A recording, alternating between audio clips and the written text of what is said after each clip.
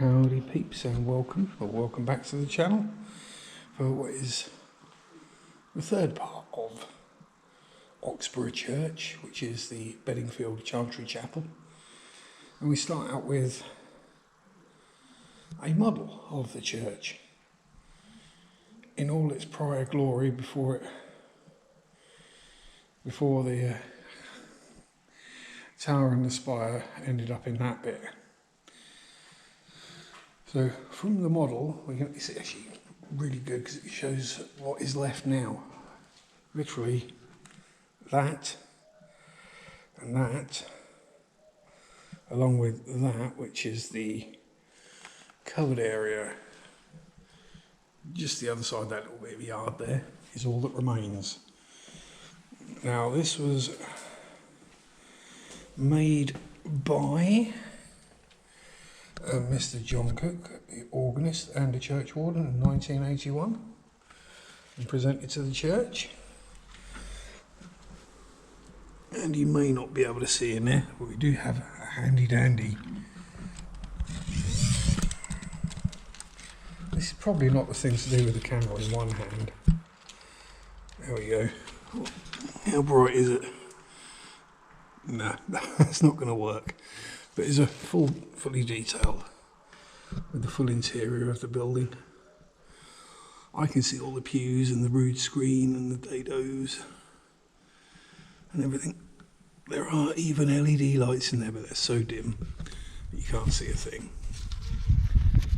Anyway, more to the point, Sharp, why are you pointing the camera in random directions so we can't actually see where you are? So as I said, I'm inside the Bedingfield Chapel. And if you read, you may understand. So when you get to the bottom, Requiescat in Pace.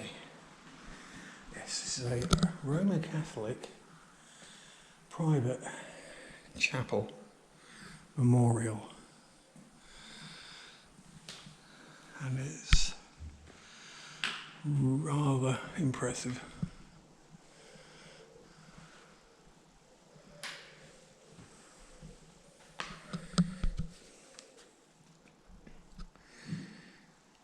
So this chapel contains the Bedingfield monuments, which are some of the finest in England, not just Norfolk. Although there is some work in Wymondham and Brackenash that is by the same workshop.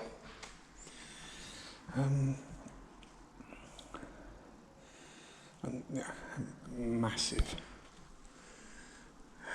And yes, when that's a memorial to somebody, as is the one we just walked through. We have another person in here, so we won't point the camera in that direction at the moment.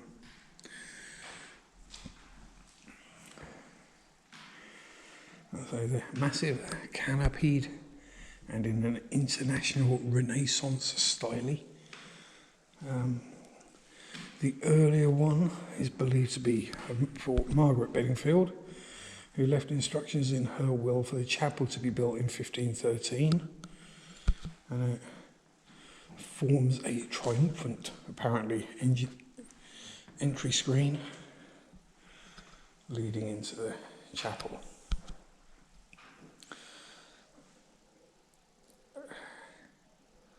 And then we have,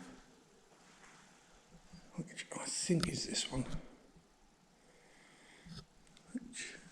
So if I just play the camera over these, it's just crazy. And these are terracotta, currently in need of restoration due to some thieving urchins taking all the lead off the roof of the church at some point.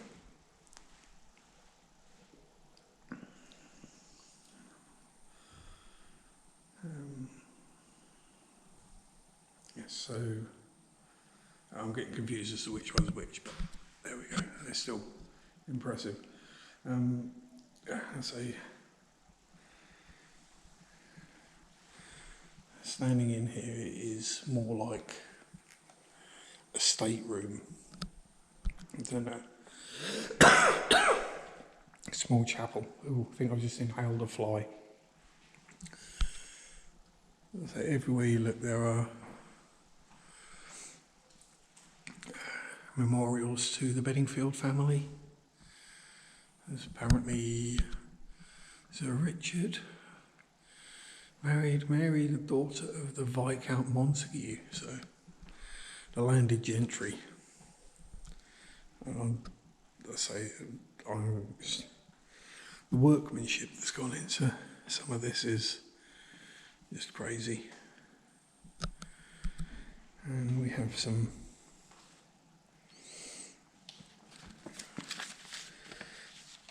a little display case with some artifacts from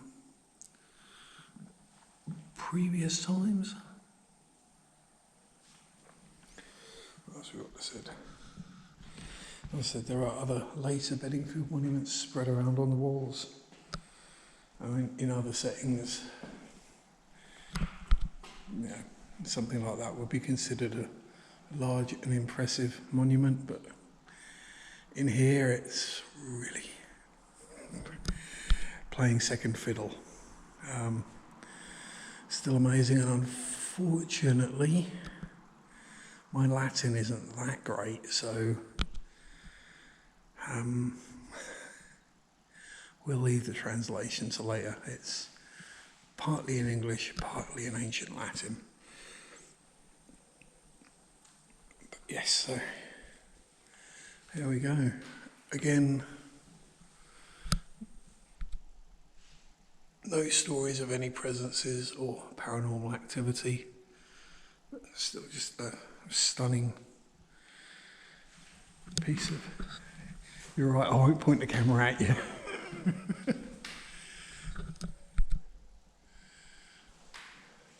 Stunning piece of architecture from the 1500s onwards. So this is Margaret Bedingfield's monument, which if we scan over the whole thing, so yes, this is all terracotta. Crazy to think of. And we come here, tiny little thing saying it was all restored in 1966 by Arthur Lumsden Bedingfield, FSA. So there we are. Again, like a lot of English churches and chapels, we do have people underneath us. We are literally walking around on top of the graves of the Bedingfield family from the 1700s. And people attached to the Bedingfield family. There we have Henry, the Right Honourable, Lady Elizabeth, wife to Elizabeth, daughter of Charles, Earl of Burlington. And we do have the family coat of arms as well. So yeah, this place is kind of cool and impressive. Not the sort of thing you see every day, really, is it? I mean,